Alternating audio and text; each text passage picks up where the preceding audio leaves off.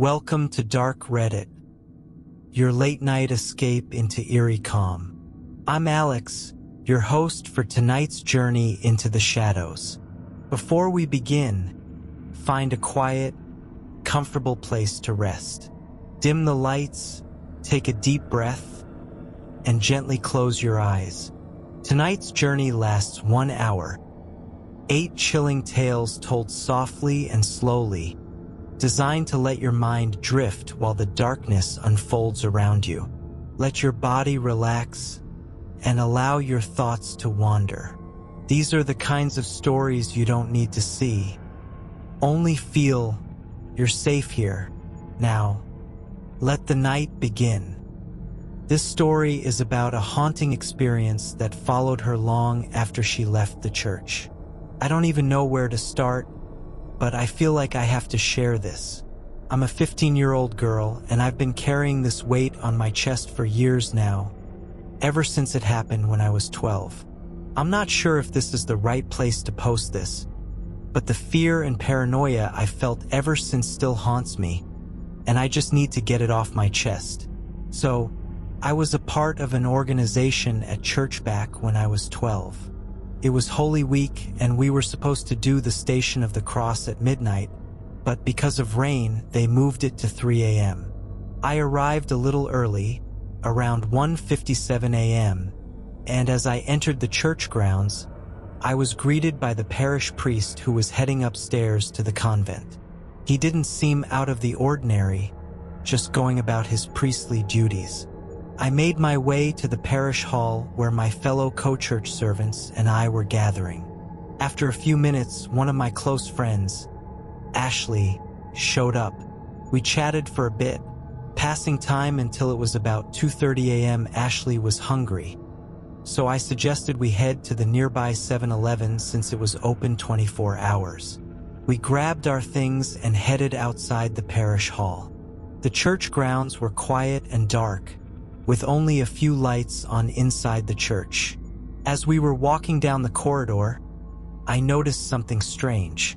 On our right were large doors leading into the church, and the glass panels on them had pictures of the Stations of the Cross.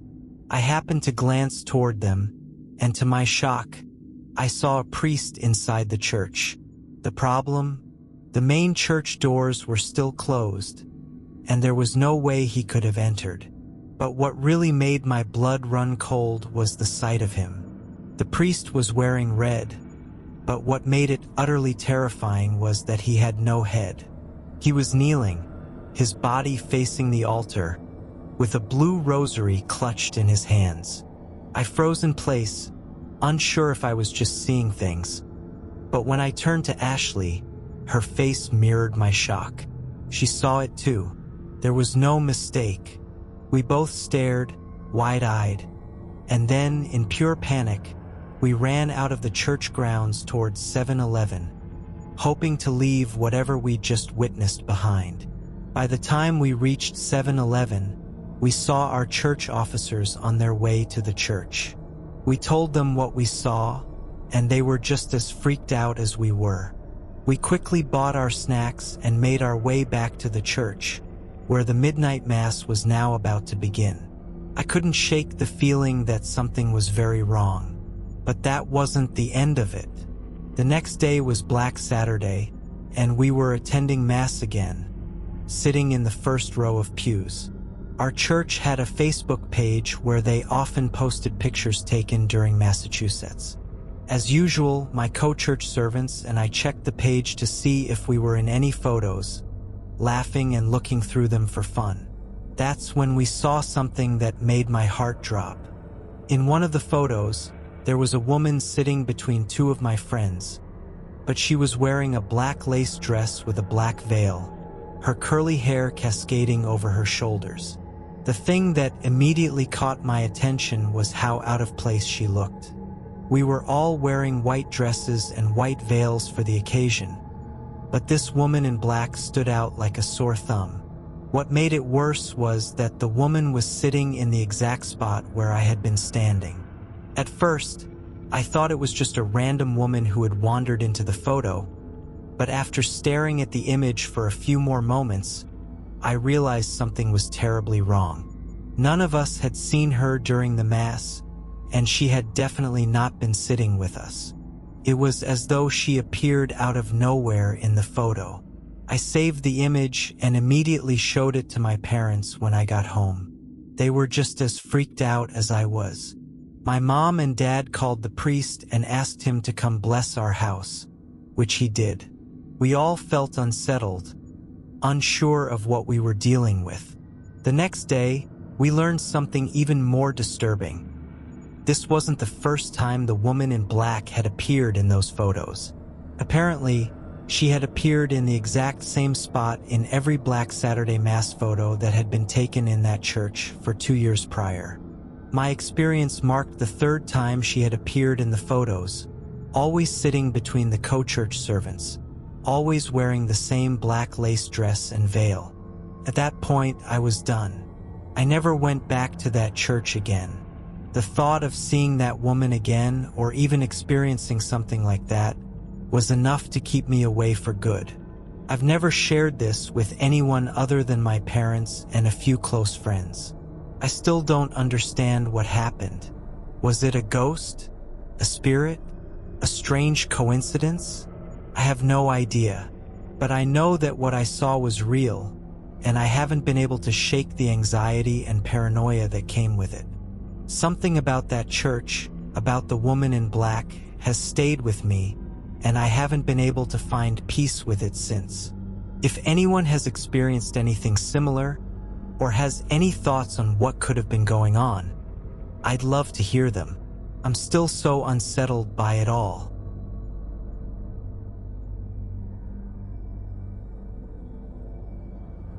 Our next story takes us to a moment of confusion and a truth too chilling to comprehend. It was a typical Wednesday morning when I found myself at the hospital, running errands for my parents. They were busy with work, and I had volunteered to check on a few things. I wasn't expecting anything out of the ordinary, just another day filled with mundane tasks. But as soon as I stepped into the elevator, something strange happened. I was on my way to the second floor when the doors opened and, to my surprise, I saw my grandmother standing there. I hadn't expected to see her at the hospital. She had been ill recently, yes, but she was never one to stay in one place for too long. Seeing her there, standing in the elevator, alone, made me pause. "Grandma?" I asked, my voice a mix of confusion and curiosity. She turned to face me with a soft smile, her eyes twinkling in that familiar, warm way. "Why are you here?" I asked, stepping into the elevator to stand beside her. "Are you visiting someone?" She didn't say anything at first. Instead, she simply smiled at me. That same gentle smile she always gave when she didn't have an answer. For a moment, the silence stretched between us, but there was something calming about her presence. I felt like I was wrapped in the kind of warmth only a grandmother can provide, the kind of comfort that makes you forget where you are. The elevator moved upward with a soft hum, and I turned to face her again. "Where are you going, Grandma?" I asked, genuinely curious. Her response was simple. Another smile, just as serene as before. It wasn't like her to be cryptic, but then again, I figured she was just feeling a little under the weather. Maybe she had just come from her doctor's office or was simply in for a routine checkup. The elevator dinged softly as it reached the second floor. The doors slid open, and without a word, Grandma walked out. I followed her, a little perplexed, but more curious than anything else. She made her way down the corridor with a slow, deliberate pace, her hospital gown swishing slightly with each step. I couldn't help but notice how frail she seemed. She'd always been a strong woman, vibrant, full of life. but something about her movement struck me as different today. Maybe it was just the weariness that had been settling in her bones, but it made me uneasy. I walked beside her, matching her pace, until we reached her room. As she stood in front of the door, she smiled again and gave me a knowing look. I reached for the handle to open the door, my mind still reeling from the strangeness of the encounter. The moment the door opened, I froze. Inside, my parents were sitting by the bed, their faces pale and tear-streaked. My mother's head was buried in my father's chest as he held her tightly, his own face contorted with sorrow. They were crying, their bodies shaking with the weight of their grief. And then I looked at the bed. My heart sank. My breath caught in my throat. Lying in the bed, her body still and lifeless, was my grandmother. Couldn't breathe. Couldn't think. I felt like the ground had shifted beneath me, and everything I thought I knew about reality had been flipped upside down. I turned around, my eyes wide with confusion, and looked at the hallway. My grandmother was still standing there, watching me, smiling gently as always. But this time, there was a faint glimmer of something I couldn't quite place in her eyes. A chill ran down my spine. "Grandma," I whispered, my voice trembling. "What's going on? How are you here?" But she didn't answer. She didn't need to. The answer was already clear in my mind, though my heart refused to accept it. The tears welled up in my eyes as the reality of the situation hit me like a wave. My grandmother had passed away, and yet here she was, standing before me, her smile as warm and reassuring as ever. My mind raced to comprehend what I was seeing. Was it some kind of hallucination? Had I imagined the entire encounter? But I knew it wasn't a dream.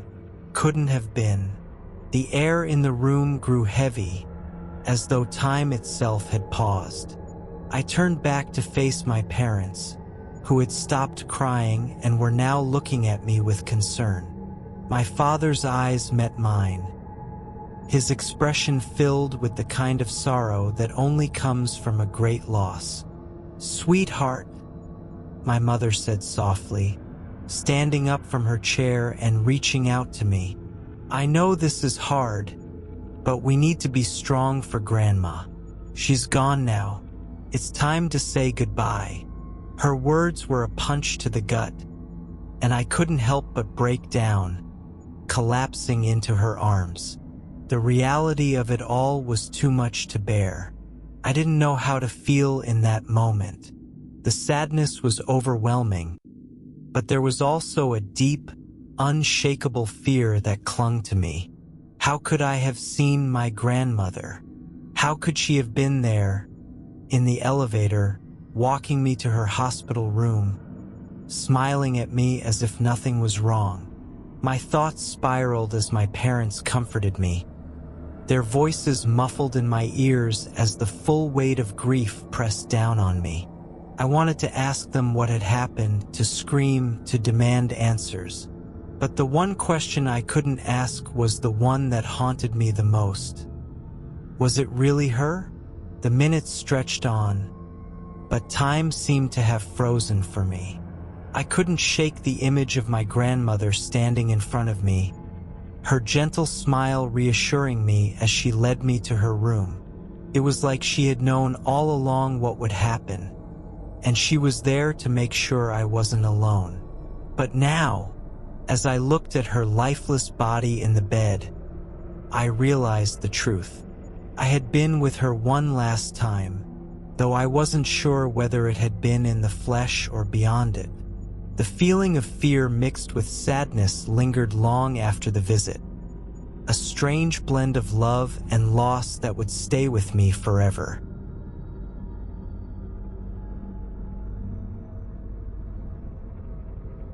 Our next story is a paranormal encounter shared by someone who swore they didn't believe until that night. The most intense part of this happened over a few weeks last year, but the weirdness started long before that. To set the scene, I live in a well-off area, and the town itself is older than the country. Founded in 1850, before Australia officially became a federation. My room is small, tucked next to a narrow strip of overgrown garden that runs between the house and fence. The door creaks loudly when it opens, which I've always meant to fix, but I'm glad I never did. I was around 13 when the first incident happened. I don't remember everything perfectly, but I know it was about 2 a.m. in March. Autumn, technically, but summer still had a hold on the nights. That night was different. Cold. I was under the blankets, and I could still feel the chill creeping through my open window. I stared at it, confused by how freezing it was. And that's when I heard it breathing. Deep, slow breathing. If you live in Australia, you've probably heard a possum making that horrible demonic noise in the dark. But this wasn't that. It was lower, deeper, too human. Then came the worst part. It wasn't coming from outside the window. It was next to my bed, on the floor, right beside me. I froze. I couldn't lean over to look. Just stayed there, listening, trying not to move as this thing breathed just inches from my face. At some point, my body gave out and I fell asleep.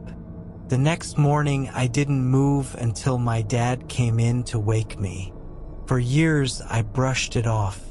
I had creepy moments out in the bush. Those are stories for another day, but nothing in my room. Until last year. I just started at a new school, but anxiety wasn't something I really struggled with, so it didn't feel like stress. I was lying on my side watching YouTube, facing the wall opposite the door. From that angle, I couldn't quite see my door, especially with my blankets blocking part of my view. Suddenly, I heard the door close. I hadn't heard it open. I assumed maybe someone had used the bathroom next to my room, but then that feeling hit me. The absolute certainty that someone or something was behind me watching. I didn't dare roll over. I felt my body tense up, every muscle in my back and neck flexing, and the strangest sensation hit. The muscles in my ears started pulling, like they were trying to rotate toward the sound behind me. I've heard this is some primal reflex we still have, like dogs moving their ears. Only mine flexed so hard, I couldn't hear. I stayed that way, frozen and deafened by my own body, for what felt like forever. Then sleep. Again. Like I was shut off. I overslept for school the next morning, and told myself it was a bad dream. For 2 weeks, things were quiet. Then came the goat. That night, I fell asleep faster than usual, facing the window. My neighbor's porch light was on, casting a faint glow into my room. Sometime after midnight, I woke up, and there it was, half a meter from my face. It didn't move, didn't make a sound, but in the dim light, I could make out the muzzle of a goat, horns catching the light, tufts of hair, and one pitch-black eye. The angle made it so the other half of its face was hidden in total shadow, and somehow that was even worse. It didn't blink, didn't breathe, just watched. And then words formed in my head, not spoken aloud, but felt like they were mine. Next time this appears, it will kill me. Panicked, not just fear doom. I did the only thing I could think of as someone raised Catholic. I tried to say, Jesus Christ, not as a curse, as a prayer, a cry for help. The words wouldn't come, just gasps. 3 tries, still gasps. And then finally I said it, and immediately everything faded. My body went limp and I fell asleep on the spot. When I woke up, I was in the same position, same lighting, but nothing in the room explained what I'd seen. There was nothing at all next to my bed, just empty space. It's been over a year now. I still go out into the bush a lot, but something always feels wrong now, especially at night, like it's watching again. And I swear, if it shows up one more time, it might be the last.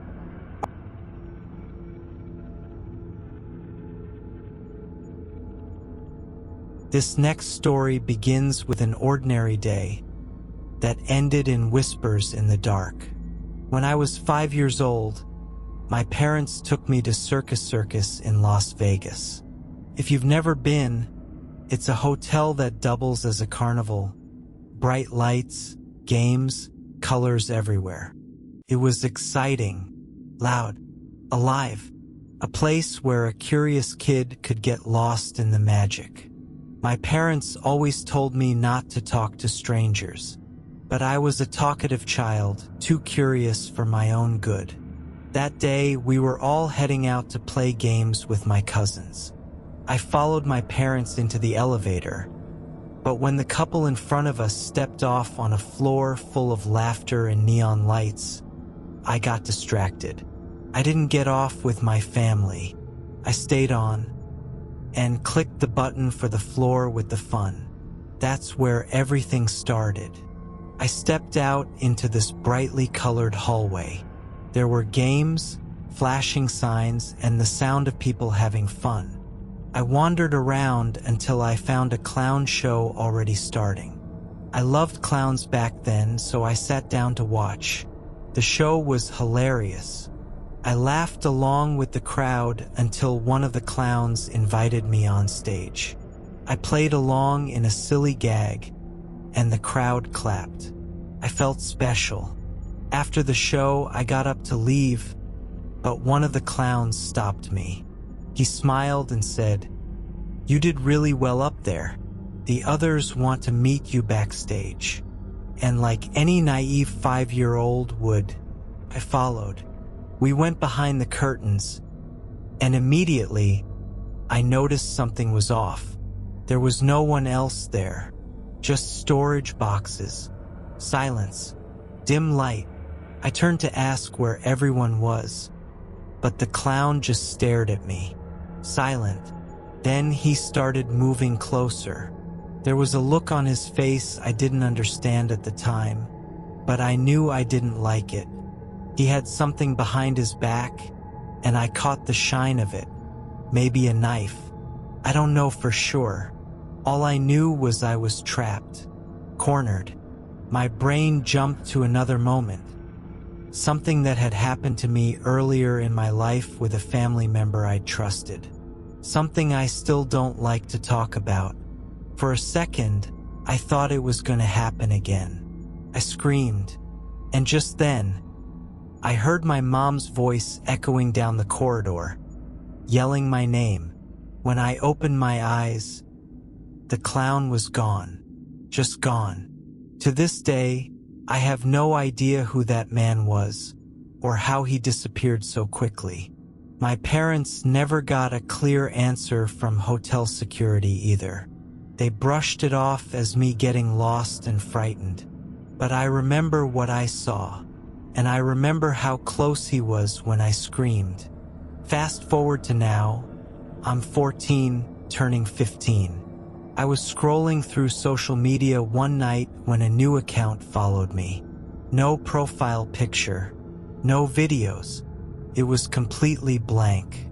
Then it sent me a message. One word, one name, Ruski. That's a nickname only my mom and dad ever used for me. No one else. I blocked the account instantly. My hands were shaking. I put everything on private, and I haven't gone back to Las Vegas since.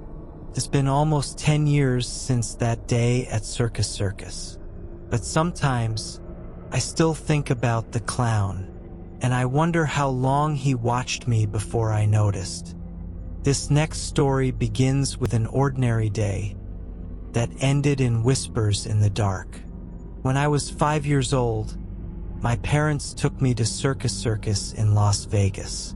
If you've never been, it's a hotel that doubles as a carnival. Bright lights, games, colors everywhere.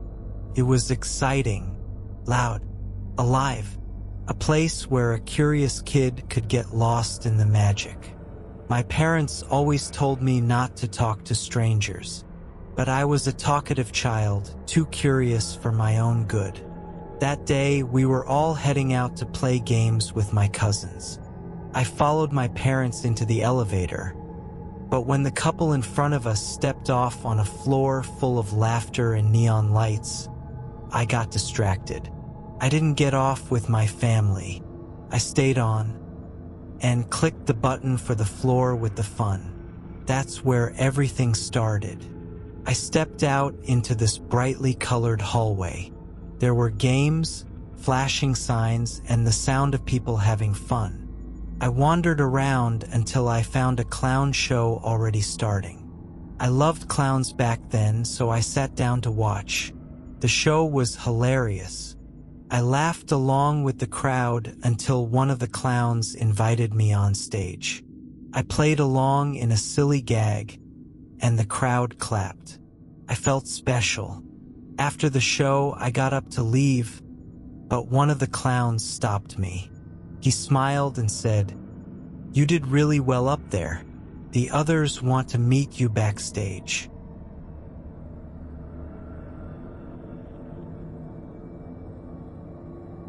Ready for another?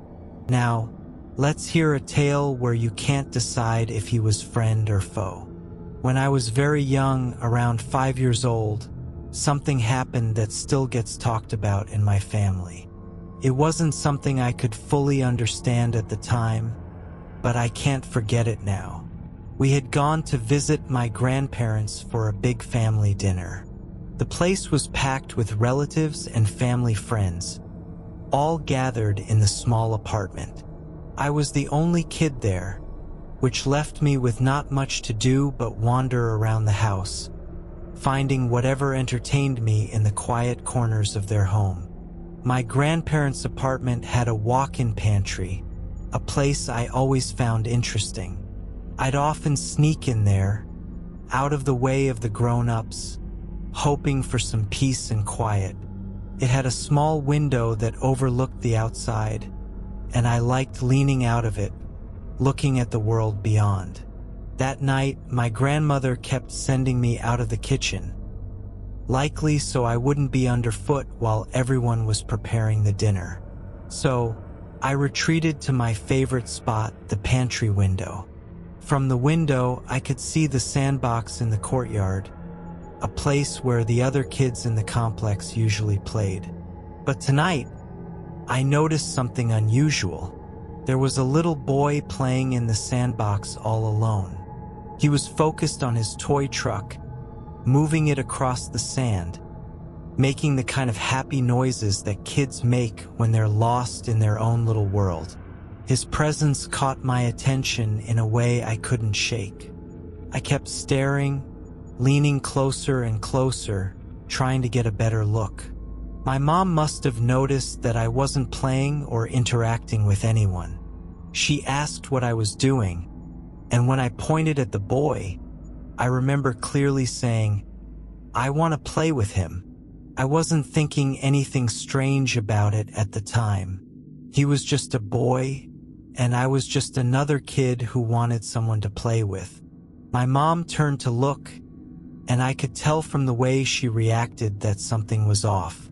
She asked me a few more questions, each one sounding more puzzled than the last. I could hear the concern in her voice when she asked, "What is he wearing?" I answered her questions, not understanding why she was so interested in the details. To me, the boy was simply a child, just like me. But when I looked back out the window, he was no longer there.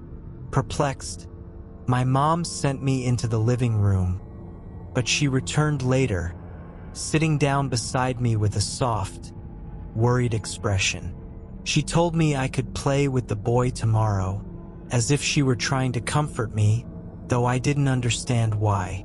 I nodded, accepting her words, but in my little mind, it didn't make sense. Why couldn't I play with him now? And why had he disappeared so quickly? Years later, when I was much older, my mom sat me down and shared something with me that made my blood run cold. The boy I had seen in the sandbox wasn't just a stranger. He wasn't even a living child at all. He was the deceased son of one of our family friends, a boy who had tragically died in a car accident a few years before I was born. According to my mom, the boy's mother had been devastated by his death, and even after all these years, his memory lingered in ways no one could explain. I had seen him that night, playing alone in the sandbox, as if he were still a part of the world, even though he was long gone. No one had ever told me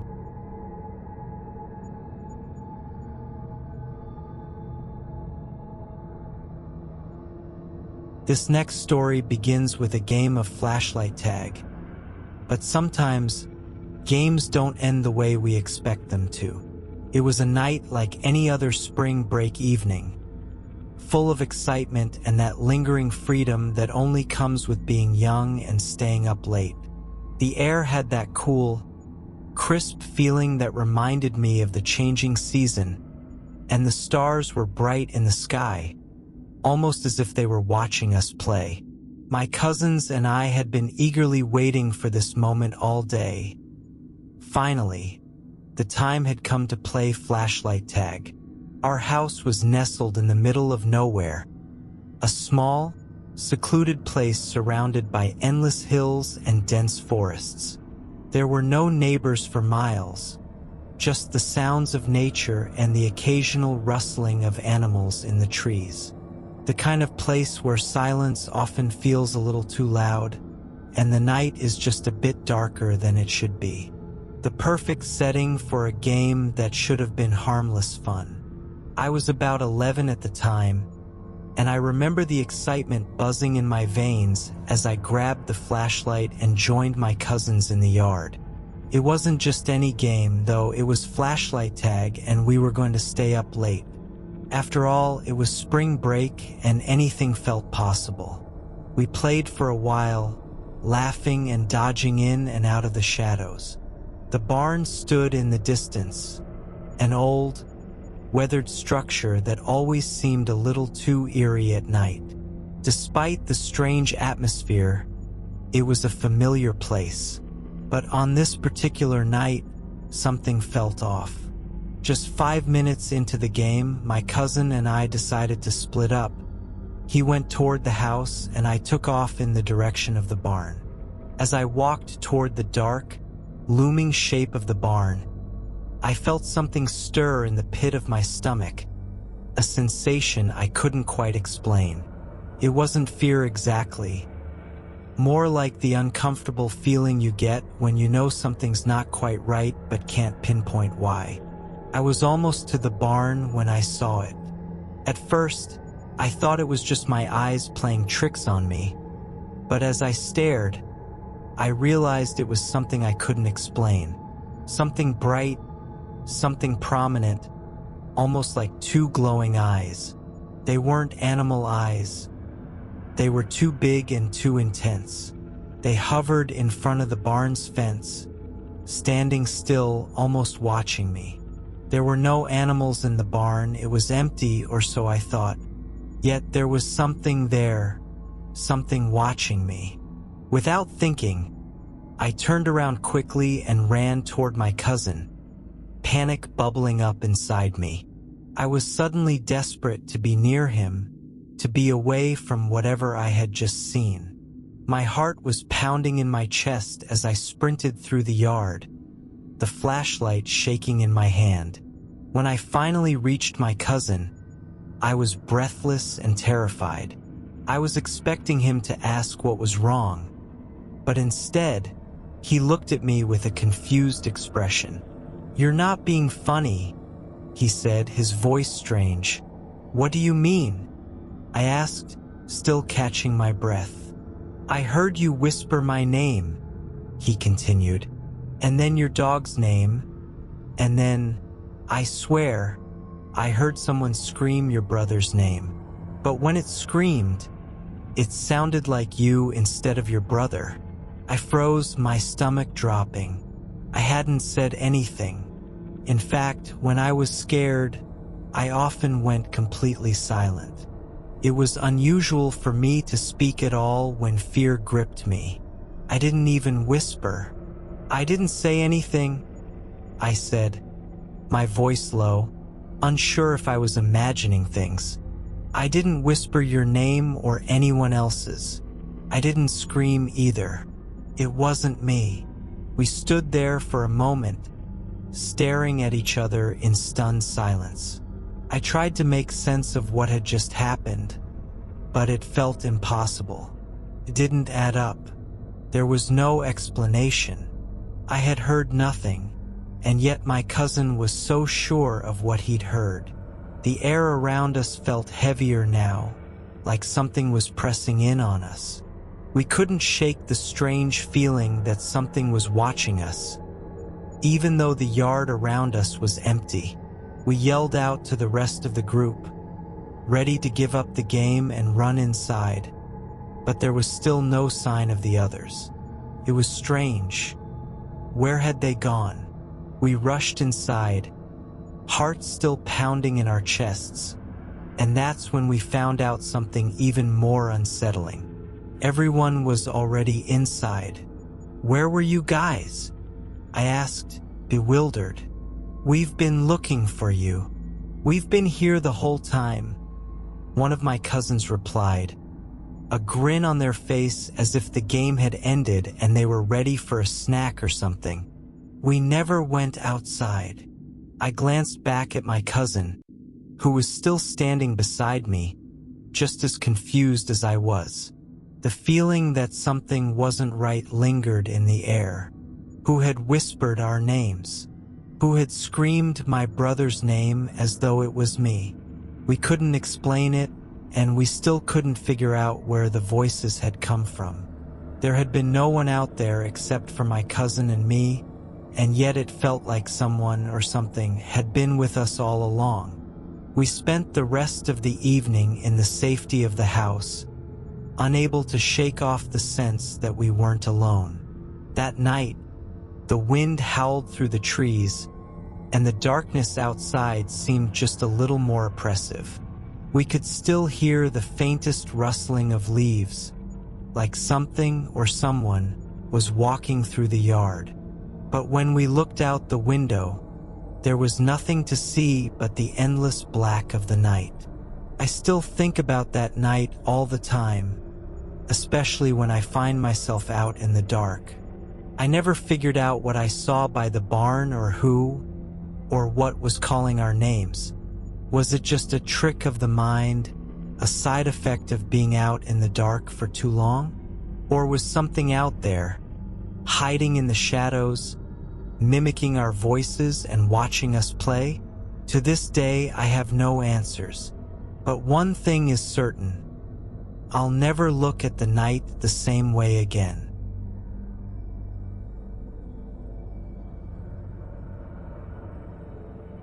Ready for another? This tale takes us into the unknown, submitted by a Reddit user who never looked at their house the same again. I had just finished a long day and was in the mood to unwind. My go-to method of relaxation? Cranking up the volume on my stereo and letting the music take over. It's how I cope with the chaos of life. Blasting my favorite tracks, dancing around the house, and letting go of everything else. But this time, things didn't go according to plan. What I thought was going to be another carefree night of music and dancing turned into an experience that would haunt me for months to come. It all started with me dancing around my living room, enjoying the loud, thumping beats of my favorite homesick song. I was by myself in my element, feeling completely at peace with the music and the solitude. I glanced up at the TV, which was mounted high on the wall opposite me.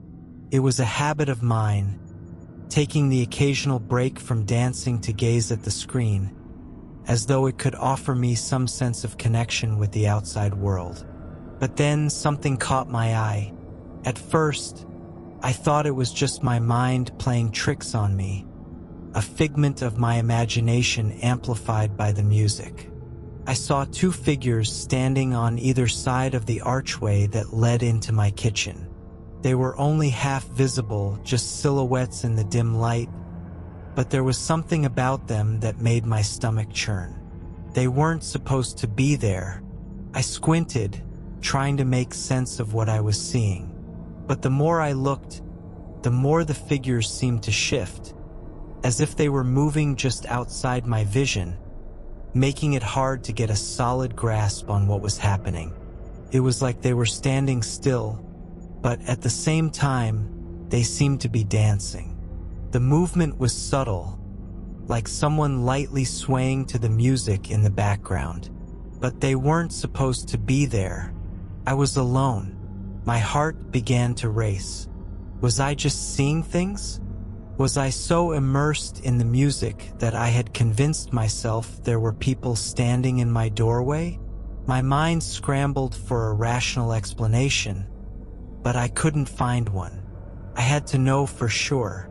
Without even thinking, I grabbed my phone and started recording. I wasn't sure if I was capturing anything, but I had to try. I panned the camera toward the doorway, trying to steady my shaking hands as I filmed what I thought was just a strange trick of the light. I continued recording for a few more seconds before stopping. I was still unsure of what I had seen, but I had to at least try to look back at the footage. My mind was racing, trying to put logic to what had just occurred.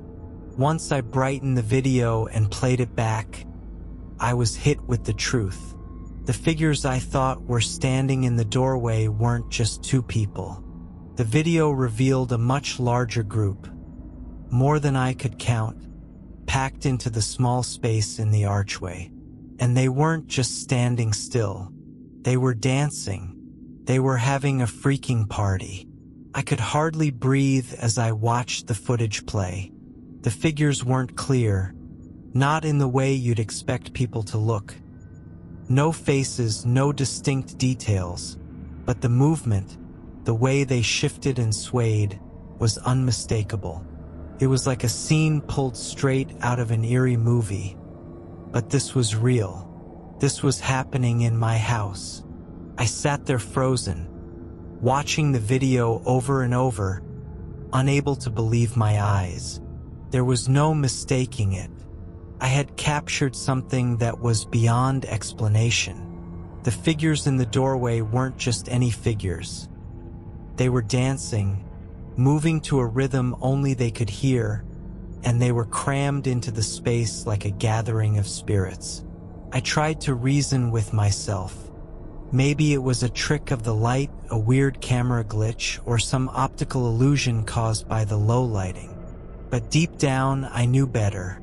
There was something undeniably strange about what I had just witnessed. I wanted to share the video with others, but without the ability to upload videos here, I could only describe it to people.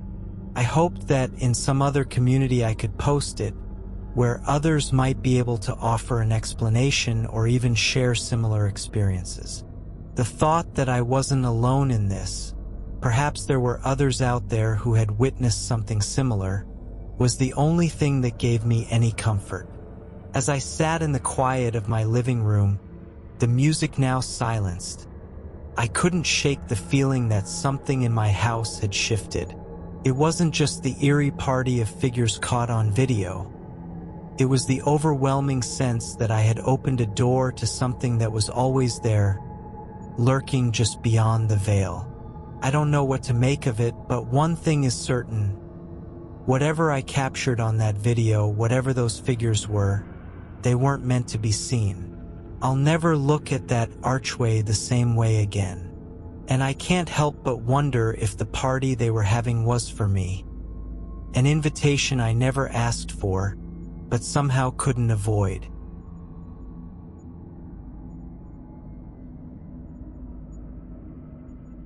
This next story begins with an ordinary day that ended in whispers in the dark. This one happened one summer day in southern Maine, where the terrain is filled with ATV trails and endless woods. My father and I often took rides through the trails on our 2016 Honda Rancher. At the time, I was just 6 years old, and I would sit on the back of the four-wheeler, my little legs hanging over the side. It was a beautiful, warm day, somewhere between mid-fall and early spring, so the trees were bare enough that you could see far into the woods. We were on a dirt road, a combo trail used by both ATVs and cars, heading toward the river. The engine hummed as we cruised along at around 30 miles an hour. I remember the breeze on my face and the sound of the engine as we made our way down the trail. I had this habit of looking over my dad's shoulder, watching the road ahead of us. But then, the ride took a turn into the strange. I felt the four-wheeler slow down, and I heard my dad curse softly under his breath. "What the hell?" he said. Naturally, I turned my head to see what had caught his attention, and that's when I saw it. A man on a dirt bike was crossing the road, moving quickly but silently. He looked completely normal at first, nothing out of the ordinary. But there was something about him. He looked slightly transparent. As I watched, my father and I both noticed that the man's image was beginning to fade, like the edges of him were becoming blurry. The more he moved across the road, the more his body seemed to dissolve until, right in front of us, he vanished completely. It was as if the man had just blinked out of existence. There was no trace of him, no sign of him riding away into the woods. No tire tracks, no sounds. We both looked around, trying to make sense of what we had just seen. The woods were quiet, the trail was clear, and we could see for miles in all directions. But there was nothing to explain where he had gone or how he had disappeared. To make this even stranger, the man had been riding a dirt bike, either a KTM 250 or a 450. We could tell because of the distinct look of the bike, and yet we had heard absolutely no engine noise. Our Honda Rancher was a quiet machine, but it was still loud enough that we would have easily heard a dirt bike crossing in front of us, especially one with that kind of engine. But there was no sound at all, not a single noise.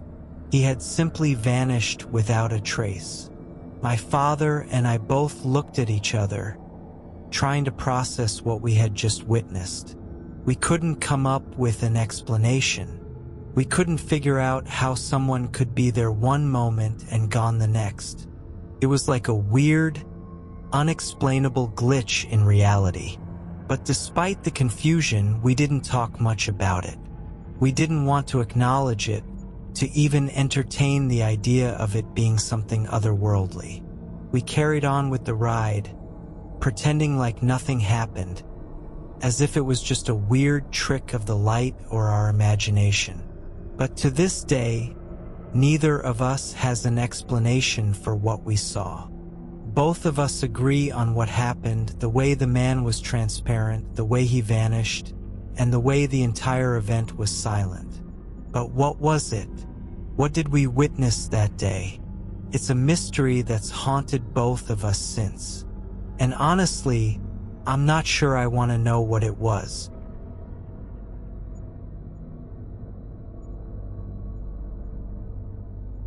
Our next story takes us to a historic home where the past still lingers in more ways than one. I've worked in historic houses for years, spending my days in places filled with rich history, where the walls themselves seem to whisper secrets of the past. The question I'm always asked, without fail, is whether the house is haunted. I'd always laugh it off, giving the same answer every time. No, it's not haunted. I'd say it with a sense of certainty, confident that nothing strange had ever happened to me. That was, of course, until one peculiar day. The house I worked in was an old mansion, a sprawling place with creaky floors and rooms filled with antique furniture. It was beautiful in a way that only houses with a past can be, full of character, with each room telling its own story. I had grown accustomed to it, becoming almost one with the space. I was respectful of the history it held, understanding that once, this had been someone's home. People had lived here, loved here, and yes, people had died here too. It was a place that held memories, not just objects, and I always treated it with the care it deserved. It was getting late on this particular evening, and the sun had long since dipped below the horizon. I was the last one left, closing up for the night. I'd already locked the front door, and the house was quiet, save for the sound of my footsteps echoing through the empty halls. I was alone, and that quiet solitude felt peaceful, as it usually did at the end of a long day. I was in the basement, finishing up my duties when I accidentally slammed the door shut behind me. The sound echoed through the house, loud and jarring in the otherwise peaceful silence. It was a mistake, of course, but one that startled me nonetheless. I muttered to myself, more out of habit than anything else. "Oh, sorry," I said, my voice almost too loud in the quiet space, as if apologizing to the house itself. The moment I spoke, the air in the room seemed to shift. It was subtle but noticeable. It was as if the house had paused, waiting for something. And then, out of nowhere, I heard it. Laughter came from above, from the floor above me. The sound of a woman's laugh, light and carefree, echoed down the staircase. The kind of laugh that was filled with joy, like someone who had just heard a good joke. But there was no one else in the house. I knew that for certain. I had checked every room, locked up every door, and now I was alone in the house. I stood frozen for a moment, listening. The laugh echoed again, faint but unmistakable. It wasn't a sound that should have been there. It was as if the house itself had come alive for a moment, revealing a voice from the past. I didn't feel scared, though. In fact, I almost felt a sense of calm wash over me. The laugh wasn't menacing. It wasn't eerie. It was simply human. A woman, perhaps a former resident, laughing as if nothing had changed. I couldn't help but smile. Well, at least I amused the spirit. I thought to myself, my voice quiet but filled with a sense of acknowledgement. I wasn't scared. I had never been scared in this house, despite the whispers of ghosts and the stories passed down by others. I had always been respectful of the house, treating it as a living, breathing piece of history. And in return, it seemed that the house was extending a kind of peace to me, as though it appreciated my care. I stood there for a moment, still listening to the laughter, and then the sound faded as quickly as it had come. The house was still once more, The only sound now was the quiet hum of the old house settling, the creak of the floors, the shift of the timbers as they adjusted to the night. I didn't run or panic. Instead, I finished locking up the basement and went through the rest of the house, checking all the rooms one final time. When I left, I locked the door behind me, just as I always did. But this time there was something different in the air. A quiet understanding, perhaps, that I wasn't just working in an old house. I was living alongside its history, its past, and the people who had once called it home. From that day on, I never dismissed the idea of ghosts entirely. I wasn't afraid of them either. The laughter of that woman was a reminder that the past is never truly gone, that history lingers in the most unexpected ways. But as long as I remained respectful, as long as I remembered that the house had once been a home, I was left alone. No more strange sounds, no more inexplicable events, just the quiet hum of a house at peace. And though the laughter never returned, I carried it with me.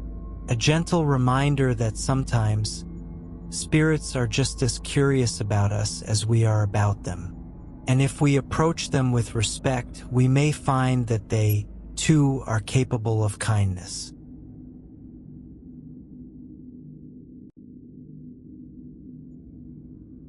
This next story takes us to a quiet Christmas morning and a moment that was anything but ordinary.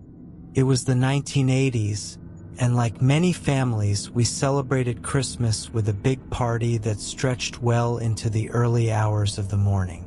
The laughter and chatter from the guests filled the house as we shared food, gifts, and stories.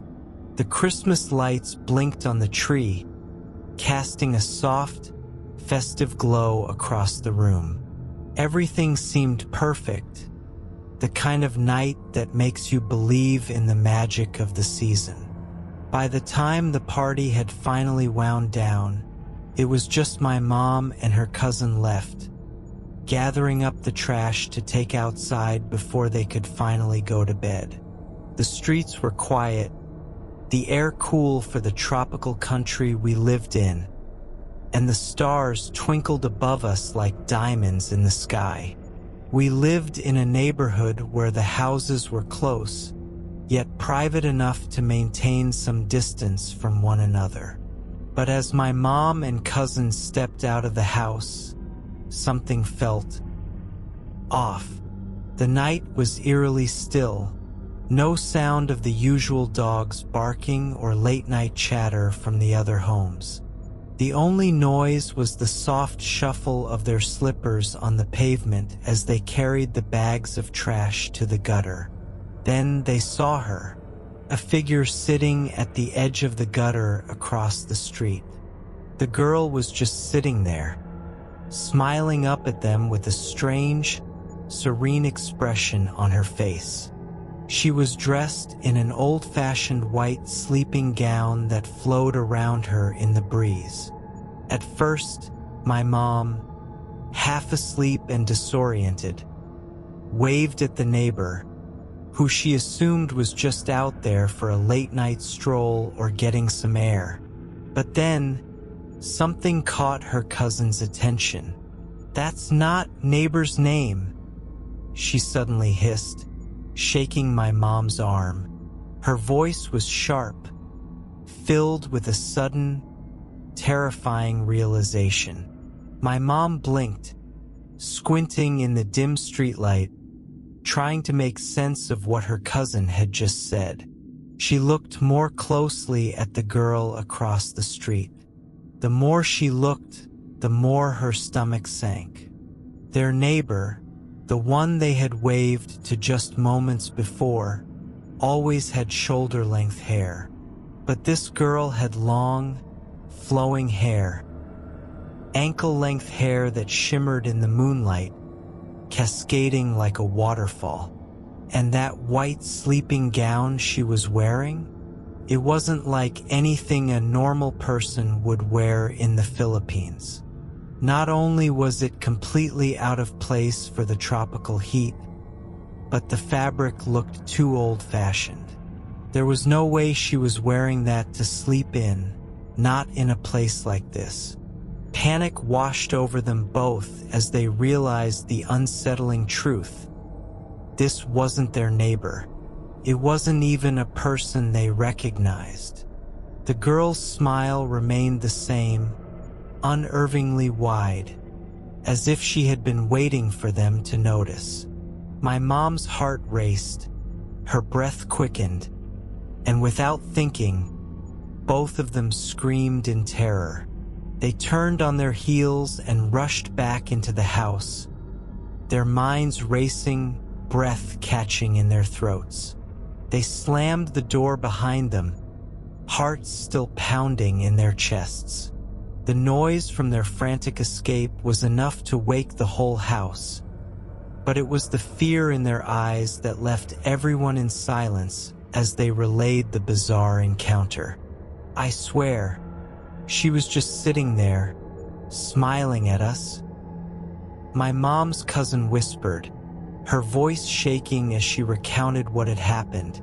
The next morning, when the sun finally rose and the heat of the day began to settle in, they learned something strange. The neighbors across the street, they weren't even home. They had left the house to spend Christmas in the province, hours away. No one had been home at all. They both tried to make sense of it. Could it have been a late-night visitor from another neighbor?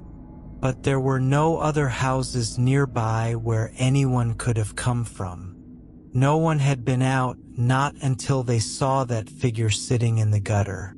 The more they thought about it, the more unsettling it became. My mom tried to dismiss the whole thing, but she couldn't shake the feeling that something was very, very wrong. As she recalled the girl's odd, timeless appearance and the way she seemed to be waiting for them, she couldn't help but wonder if what they had seen was something beyond human. Was it a ghost, a spirit, or just some trick of the mind conjured up by too much holiday cheer? The truth was, neither my mom nor her cousin could explain it. And in the tropical heat of the Philippines, where everyone would be wearing lightweight clothing to battle the humidity, the thought of someone willingly wearing an old-fashioned, long white gown seemed far-fetched. Even stranger was the long, flowing hair, the odd stillness of the figure, and the disconcerting smile that lingered.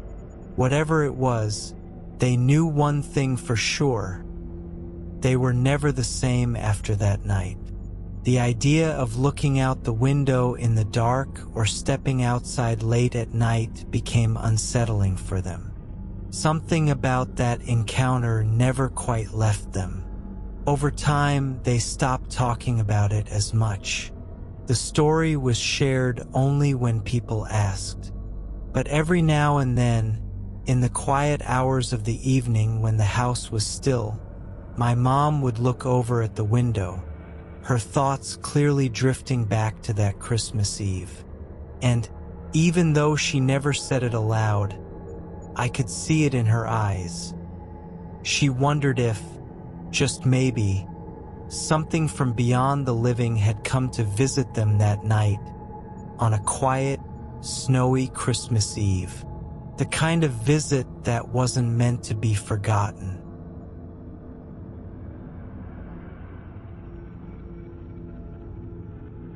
You've made it through the hour. The stories are over now, and the night is quiet again. Let the silence soothe you. Whatever followed you from the tales, leave it here. You're safe, you're calm, and you're already drifting deeper into rest. If you enjoyed these stories, consider subscribing to Dark Reddit for more nightly chills. Until next time, sleep well.